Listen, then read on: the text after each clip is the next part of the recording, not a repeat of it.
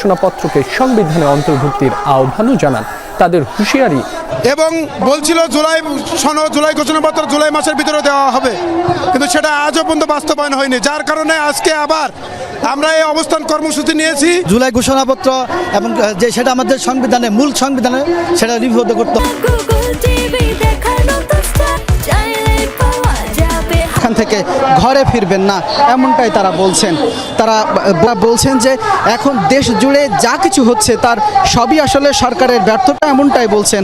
তারা বলছেন যে জুলাই অভ্যুত্থানের আহত এবং শহীদদের রক্তের উপরে এই সরকার বসে আছে, অথচ আহত এবং শহীদদের সেই রক্তের মূল্য তারা দিচ্ছেন না, এমনটাই বলছেন।